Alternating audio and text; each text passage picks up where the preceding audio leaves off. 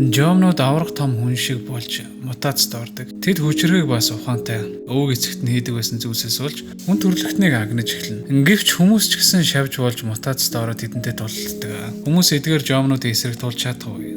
Бас тэд яаж ийм хурдан мутацд орж чадваа? Үүнийг энэхүү Японы 21-р зууны тэнэг киноноос олж мэдэрэй. Дэлхийн ертөнц ачаалал дийлхэ болж тэд ангар гаригийг хөгжүүлнэ. Өөрөөр хэлбэл хүнд амьдарч болохоор болгоно гэсэн үг. Урмал зүглэг тарьж генетикийн аргаар хөгжүүлсэн жомнуудад туршилтын журмаар илгээдэг. Ингээд 2597 он болно. Комачи болон Нана гэдэг хоёр залуус асуудалд орно. Тэд хүн амны хэрэг сэжиглэгдэж байгаа болохоор цагдаа нар тэднийг хөөлөө. Ингээд доктор Хонда гэгч нь гарч ирд татгалзахын аргагүй саналыг тэдэнд тавина. Шоронд ормооргүй байна уу? Тэгвэл ангараг руу яв. Тэнд очиод бидний 500 жилийн өмнө илгээсэн мутацлагдсан жомнуудыг устгаад эргэж даалгавар өгдөг. Тийм ээ, ангар гаригийг эзэгнээд байгаа нөгөө эвгүй нөхдүүд шүү дээ. Доктор Хонда тэдэнд алив сонсож байв. Хэрв та хоёр эдгээр жомнуудыг устгах чадвал хоригдох ялаас мултраа зогсохгүй маш их хэмжээний мөнгө авах болно гэдэг. Комачи тэнэг хүн биш болохоор сэжиглэж байсан ч мань хоёрт өөр сонголт байхгүй болохоор зөвшөөрнө. 2 жилийн дараа тэр хоёр шавж хоёр хэмээх сансрын үлгэр аялдаг. Тэдэнтэй хамт бас гэрээгээ уншаагүй гэмт хэрэг хийсэн хүнд гараа цуг явна. Ахмад Дожима тэдэнд ангарагт газардахад бэлэн гэж хэллээ. Тэд бүгд л ангарагт газардтал ангар гариг бидний бодсон шиг нөгөө улаан манхан шороотой газар байхаа болжээ. Яг л дэлхий шиг болсон. Ингээд Ахмад Мина шавжны хамгаалт болгож ямарваа нэгэн зүйл харвна. Төхөөрөмж хаасаагүй газар бүрт хорт хийж цацдаг. Даалгаварт өгөгдсөн дааврын дагуу жомнуудыг устгах ёстой байсан. Эцэст нь Ахмад Дожима тэдэнд "За нөхдөө одоо та нарын ээлж" гэдэг. Жомнуудыг шараад 3 цагийн дотор үгүй хийгээд ир гэж хэлнэ. Тэдний дороо нь сонин зүйлийг олж хардаг. Сансрын хөлөг шавж нэгийг олж харна. Энэ бол Японы ангар гариг руу илгээс 10 жилийн өмнөх хөлөг онгоц. Яг энэ үеэр Жен болон Мария өөрсдийнхөө эрэл хаагуулаа хийж байсан. Тэдгээр жомнуудын цогцыг хайж байсан гэхүүтэй. Гэвч тэд алийг нь ч олохгүй. Тэд яг л наадмаар хөдөө гарсан юм шиг алга болжээ. Ингээд цааш явтал ямарваа нэгэн сонин зүйлтэй нүр тулхан тэр. Хүн шиг төрхтэй новшийн балар эртний жомнууд. Зүгээр галзуухны жом биш, хүн шиг биетэй том авраг жомнууд. Жен айсантай найзтай хамт нуугддаг. Комачи болон Нана хоёр ч энэ нэг гаж амтантай уучрахын тэр. Комачи тэнэг зоригтой бас мангар болохоор сайн уу гэж мэдлэн. Энэ нэг гаж амтай өөр төлөвлөгөө байсан. Маш хурдтай тэдний зүг ирж Нана руу дайрдаг. Түүний хүзүүг юу ч болоогүй юм шиг мушгаад хугалчихна. Тэр юу болсныг ч ойлгодоггүй. Гаж амтан гэрлийн урдаар алга болж өглөө. Магадгүй ангар гариг дээр ирсэн хүмүүсийн тухай мэдээ дуулах гэж явсан байх. Тэгээд Жэний хүмүүс Комачи дээр ирээд муу мэдээг дуулгадаг. Ингээд тэд бүгд сансрын хөлөг рүүгээ буцацгаалаа. Энэ бүхний хариултыг олох гэж Комачи шууд Ахмад Дожимад нүүр тулаад аратнуудын тухай яагаад бидэнд хэлээгүй юм бэ гэдэг. Ахмад хариуд нь бүхэл цаг хугацаанд тэднийг мэдэж байсан тухай хэлдэг. Би зөвхөн доктор Хондагийн тушаалыг л биелүүлж явсан гэж хэллээ. Намайг ам нээхгүй гэж ятгсан юм. Эдгээр амьтдыг 500 жилийн өмнө энд илгээсэн. Цацар гэдэг торын нөлөөгөөр маш хурдан мутацид орцгоосон. Ингээд дүрс дамжуулагчаар доктор Хонда гарч ирээд тэдэнд энэхүү супер хүч өгөх чухал тариаг санал болгодог. Өөрсдийнх нь ДНК-гаас шалтгаалж өөр хүч өгөгдөнө. Эдгээр хүчнүүдийг шавжнаас гаргаж авсан юм. Ямар ч шинжлэх ухааны үндсэлтэй эсэх нь хэнд хамаатай юм. Гэвч бүгд л шавж болох нь.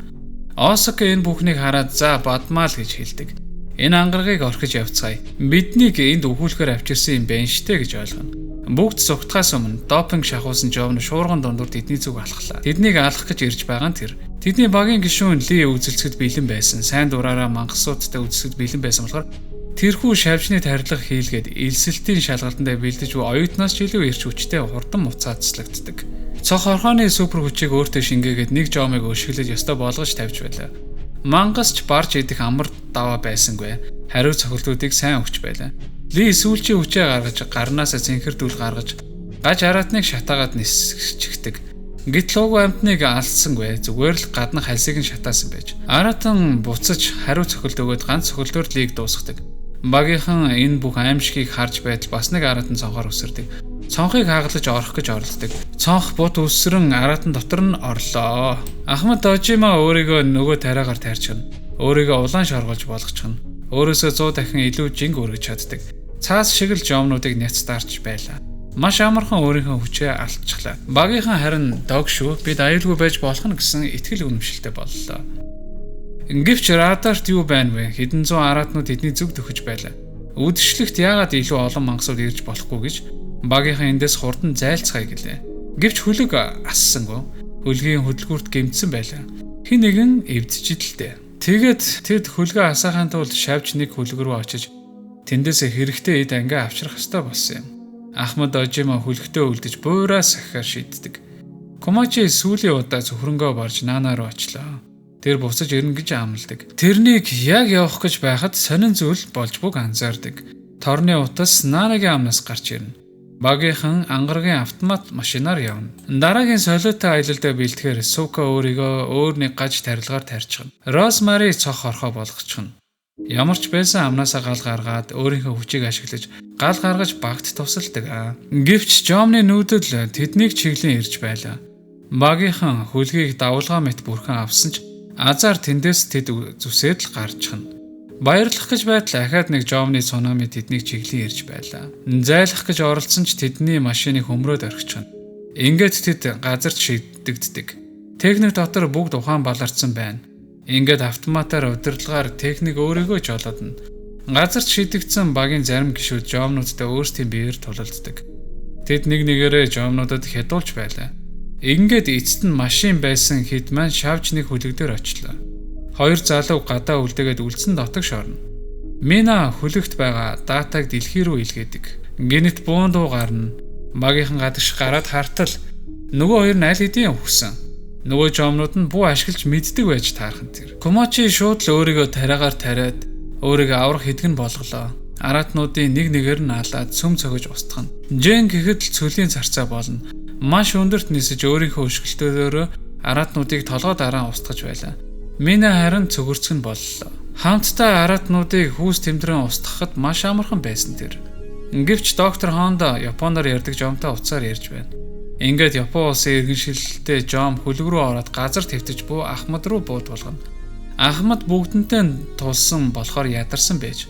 Аратан голоор хуваагдаад дотроос нь айлга гараад ирнэ. Түүнийг мутац товрох чадвартай байж, Жомнуудыг удирдах чадвартай. Ахмадыг олон удаа буудаад Айкод дээр ус асгана. Аль аль нь докторийн хүмүүс байсан тэр. Нууц даалгавартай байсан болохоор тэрээр хөлгийн хөдөлгүүрийг эвдсэн хүн нь. Учир нь доктор тэдгээр аратнуудын үндгийг дэлхийд авчрахыг хүссэн юм. Яг энэ үеэр Комачи болон багийнхан шавж хоёр хөдөлгүүрийг сонсдог. Доктор тэдэнд өөрийнхөө жинхэнэ төлөвлөгөөг хэлдэг. Тэд тэнд Жомнуудыг устгах гэж биш. Доктор тэдгээр гибрид супер хүчтэй Жомны армаар Японыг хамгаалахыг хүсжээ. Багийнхан энийг сонсоод шоконд орно. Доктор Хондо тэднээс урвсан юм. Шавжныг хөлөг онгоцон дээр алга болсон айлга хоёр аратнуудын үндгийг зөөрлөж байтал өндөг цагаасаа эрт болчихсон тэр. Аль хэдийн нас биеинд гүйдсэн аратан гараад ирнэ. Супер хүчтэй хоёр гажант. Айлга өөрийнхөө хүчээр тэр хоёрын ухаан санааг эзэмдэх гэж оролддог. Энэ хоёр новш түүний хүчний өмнө дархлаатай байдаг. Тэгээд хоёр аратан түүнийг ялаа шиг л алхан тэр. Хоёр Жом зүгээр нэг дууссангүй. Нөгөө нөхдүүдэд дуудаж муухагаар орилно. Сансрын хөлгийг бүрхэхэд хөлгийг доголдуулдаг. Ингээд хөлөг шавж нэгийн хөлгийн орилцоо сүрнэ. Эдгээр гажигууд найр тавихгүй нь ойлгомжтой тэр. Комачи болон түүний нөхдийг бүслээд тэд дахиад л нөгөө балаа тариагаа шахна. Тэд тэдний хүүс тэмтэрч байлаа. Хэдэн 10,000 Жомнод устгана. Нөгөө өндгөөс гарсан хоёр тоглоомын эцсийн босс шиг л чанга гарууд байхан тэр. Мина хамаг хүчээ шавхсан ч түүнийг дор нь устгаж алдаг. Жэ найзыгаа хурах шиг нядлуулж байхыг харлаа. Гэвч энэ тулаан ингээд дуусангүй. Хэдэн давлгаа боссон аратнууд ар араасаа ирцгэн. Жэн Жомнуудыг толгой дараалан устгаж байсан ч эцэст нь тамирддаг. Комачи сүүлчийн босстой нь үзэлсэн ч дороо ялагддаг. Тэрээр хүнд шархаджээ. Нөгөө хүнд гар босс Жом гэнэт зогсдог. Гэнэт нас варсан Наана гарч ирхэн тэр. Тэрээр шавжны сахиус нэнгэр болоод нөгөө Жомнууд дээр шидэд тоосонцроо хайдаг. Нэг моож Наана руу буудах гэж оролдоход агуу том дэлбэрэлт болно. Ангар гараг тэр чигтээ Жомны барбекю болон хувирхан тэр. Жэ найзгаа сүүлчийн дэлбэрэлтээс авардаг. Комачи орилоод л хоцорно. Түүний хайрлсан эмэгтэй дэлбэрэлтэнд алга боллоо. Ингээд үүмэн дууссаны дараа Комачи бүх зүйл нам гүн босныг харна. Жэн онц ноцтой бэрсжээ. Тэрээр одоо өглүүд болж. Эцсийн амьсгалаа дуусгаас өмнө түүнд бидний төлөө амьдр гэж хэлдэг.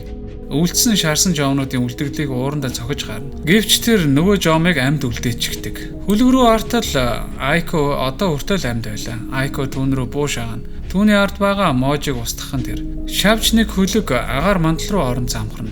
Дэлхий дээр доктор Honda паникнд орно. Учир нь түүний явуулж байгаа бүхэн энэ дэлхий даяар мэдээгээр гарчээ. Засгийн газар энэ бүхнийх нь төлөө түүнийг алах нь ойлгомжтой болсон. Тэрээр зүхтахыг оролдсон ч түүний туслах нь засгийн газрын нууц ажилтан байж таардаг. Тэгээд түүн рүү буу шагаагаад бууднаа. Харин доктор Honda үүнийг мэдээд түүнийг хордуулдаг. Айко энэ бүх новшийн туршилтуудыг дэлхийд очиод илчлэхээр болжээ. Комачи ангар гаригийн энэхүү баллаг дуусаагүй гэдгийг мэдэж байлаа. Тэд хизээ нэгэн цагт дэлхий дээр өшөөгөө авах гэж ирнэ гэдгийг ч гэсэн бас мэдэж байлсан юм.